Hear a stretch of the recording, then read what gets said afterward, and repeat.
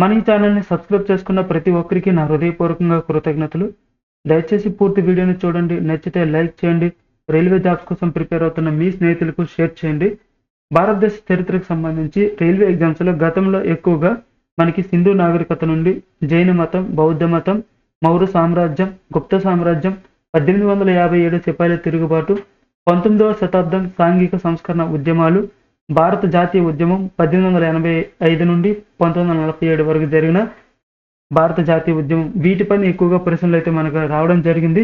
వీటిపైన సుమారు 10,000 ప్రశ్నలు మీకైతే అందించడం జరుగుతుంది. కనుక మన ఈ ఛానల్ని ఇంకెవరైనా సబ్స్క్రైబ్ చేసుకోకపోతే దయచేసి సబ్స్క్రైబ్ చేసుకోండి. మన ఈ ఛానల్ ద్వారా అందించిన ప్రతి వీడియోని కూడా చూడండి.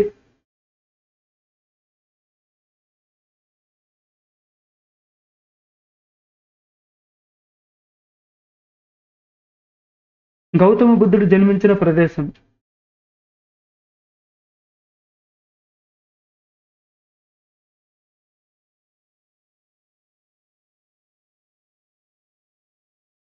గౌతమ బుద్ధుడు జన్మించిన ప్రదేశం నేపాల్లోని కపిలవస్తులోని లుంబిని వనంలో గౌతమ బుద్ధుడు అయితే జన్మించడం జరిగింది.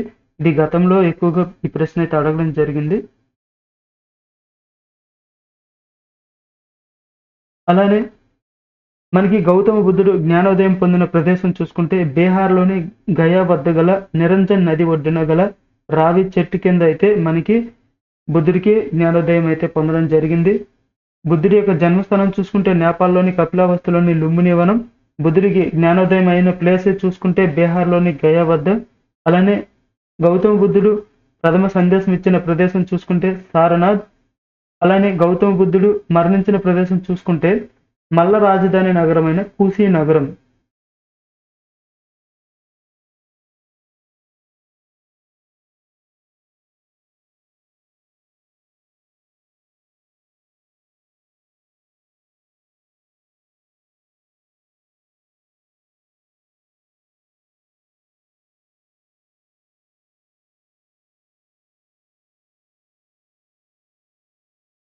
పాండ్యుల యొక్క రాజధాని ఎక్కడ ఉండేది?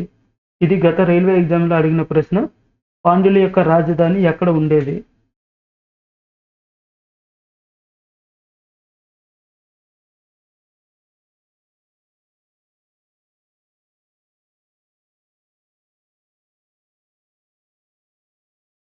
పాండ్యుల యొక్క రాజధాని మదురై.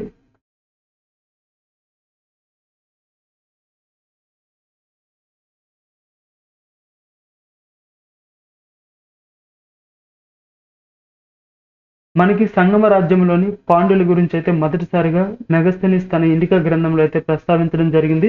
ఈ గ్రంథంలో పాండ్య దేశం అనేది ముత్యాలకు ప్రసిద్ధి చెందింది అనేది అయితే తెలియజేయడం జరిగింది. ఈ పాండ్య రాజ్యం అనేది దక్షిణ తమిళనాడులో విస్తరించడం అయితే జరిగింది. ఈ మెగస్తనీస్ ఇండికాలో ఈ పాండ్య రాజ్యాన్ని ఎక్కువగా మాతృమూర్తులే పరిపాలించే వాళ్ళని అయితే చెప్పడం జరిగింది. అంటే పాండ్య రాజ్యం అనేది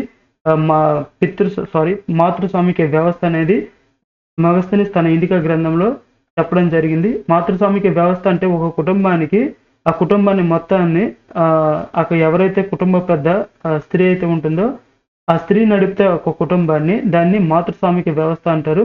ఒక కుటుంబాన్ని పురుషుడు నడిపితే దాన్ని పితృస్వామిక వ్యవస్థ అంటారు. ఇక్కడ మనకి పాండ్య రాజ్యం అనేది మాతృస్వామిక వ్యవస్థ అని మన మెగస్తనీస్ తన ఇండికా గ్రంథంలో ప్రస్తావించడం జరిగింది. అలానే పాండ్య దేశం అనేది ముత్యాలకు ప్రసిద్ధి చెందిందని కూడా తన గ్రంథంలో పేర్కొనడం జరిగింది. పాండ్య రాజ్యానికి సంబంధించి మొదటి రాజు ముదుకూడి పెరువల్లడే. అలానే పాండ్య రాజ్యంలో గొప్ప రాజు గొప్పవాడు ఎవరని అడగొచ్చు, నెడుంజలియన్. అలాగే పాండ్య రాజ్యం యొక్క రాజ చిహ్నం చూసుకుంటే కరి లేదా క్రాప్ అని పిలుస్తారు. ఇది 2 చేపల పెన వేసుకుని ఉన్న ఆకారాన్ని కలిగి ఉంటుంది. ఇది మీకు ఏదైతే పాండ్య రాజ్యానికి సంబంధించిన రాజ చిహ్నం ఉందో దీన్ని మీరు యుగానికి ఒకడు మూవీలో మీరు చూసుంటారు. యుగానికి ఒకడు ఈ పాండ్యులకి చోళులకి మధ్యన సంబంధించి యుద్ధానికి సంబంధించి వాళ్ళ యొక్క రాజ్యాలని వాళ్ళ తెగ వాళ్ళని కాపాడుకోవడం కోసం ఈ రాజ చిహ్నాన్ని కాపాడుకోవడం కోసం అనేది ఈ సినిమా మొత్తం జరుగుతుంది. మీరు ఎవరైనా చూడకపోయింటే ఒకసారి యుగానికి ఒకటి చూడండి ఖచ్చితంగా. అందులో దీని గురించి అయితే ఉంటుంది. రాజ చిహ్నం మనకి పాండ్యుల యొక్క రాజ చిహ్నం చూసుకుంటే 2 చేపలు పెన వేసుకుని ఉన్న ఆకారాన్ని కరీ అని పిలుస్తారు, దాన్ని క్రాప్ అని కూడా పిలవడం జరుగుతుంది.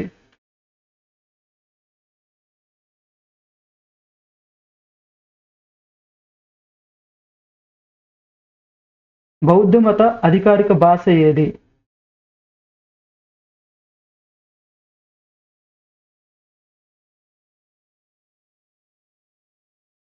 బౌద్ధ మత అధికారిక భాష పాలీ భాష.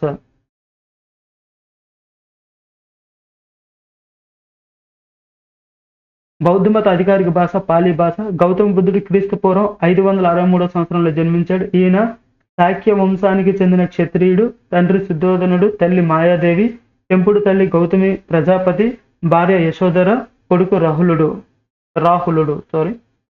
అలానే జైన మతానికి సంబంధించి జైనుల యొక్క అధికారిక భాష అర్ధమాగాది. అలానే జైనుల యొక్క ప్రచార భాష చూసుకుంటే ప్రాకృతం. బౌద్ధ మతం యొక్క అధికారిక భాష చూసుకుంటే పాలీ భాష. జైన మతం యొక్క అధికారిక భాష అర్ధమగాది భాష. ప్రచార భాష ప్రాకృతం.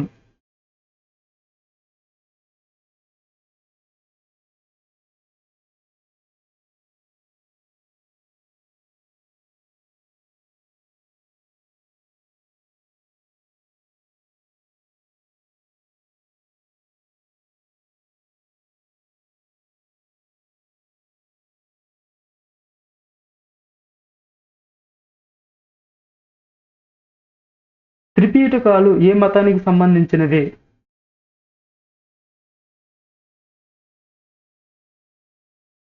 త్రిపీటకాలు అనేవి బౌద్ధ మతానికి సంబంధించినవి. అలానే ఈ బౌద్ధ మతానికి సంబంధించి కొన్ని సిద్ధాంతాలు ఉంటాయి, కొన్ని పదాలు ఉంటాయి. వాటిని గుర్తుపెట్టుకోండి. వాటిపైన గతంలో ఎక్కువగా ఎగ్జామ్లో అడగడం జరిగింది. మనకి ఇక్కడ త్రిపీటకాలు ఏ మతానికి సంబంధించినవి అని ఏ విధంగా అయితే అడిగారో, ఆర్య సత్యాలు అనేవి ఏ మతానికి సంబంధించినవని, అలానే అష్టాంగ మార్గం అనేది ఏ మతానికి సంబంధించిందని ఈ విధంగా అయితే ప్రశ్నలు అయితే రావడం జరిగింది. కనుక త్రిపీటకాలు అనేవి మనకి బౌద్ధ మతానికి సంబంధించింది. త్రిపీటకాల్లో సుత్తపీఠిక, వినయపీఠిక ఇటువంటి 3 పీఠికలు అయితే ఉండడం జరుగుతుంది. అలానే బౌద్ధ మతానికి సంబంధించి ఆర్య సత్యాలు 4 ఉంటాయి. ఆర్య సత్యాలు ఏ మతానికి సంబంధించినవి అడగొచ్చు. ఆర్య సత్యాలు అనేవి బౌద్ధ మతానికి సంబంధించినవి. అలానే ఆర్య సత్యాలు క్రింది వాటిలో ఏది కాదు అని అడగొచ్చు. ఆర్య సత్యాలు అంటే దుఃఖం, కోరిక, నిరోధం, అష్టాంగ మార్గం.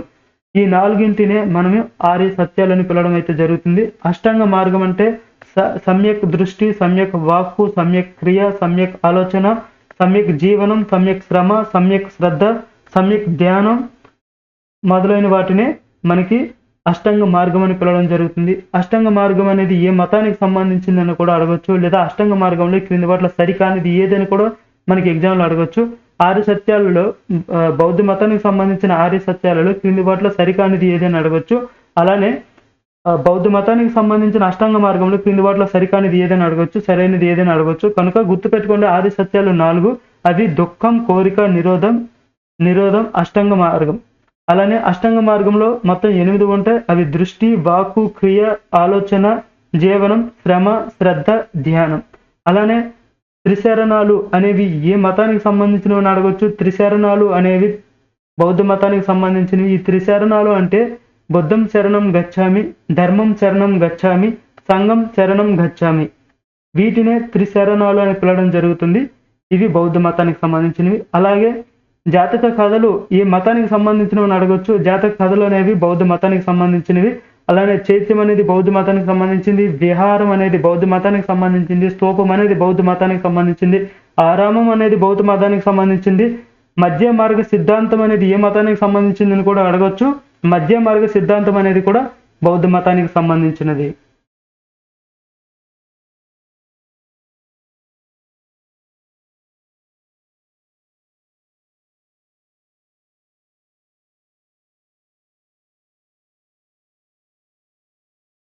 బౌద్ధ మరియు జైన మతాలకు సాధారణంగా ఒకే విధంగా ఉండేది ఏంటంటే అహింసా విధానం అనేది బౌద్ధ మరియు జైన మతాలకు సంబంధించి ఈ రెండింటిలో కామన్ సిమిలారిటీస్ ఉండేది ఏంటంటే అహింసా విధానం.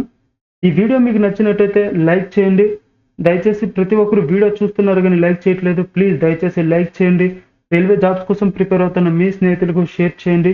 ప్రతిరోజు మన ఈ ఛానల్లో ప్రతి సబ్జెక్టుకి సంబంధించి సుమారు 10,000 ప్రశ్నలు అయితే అందించడం జరుగుతుంది.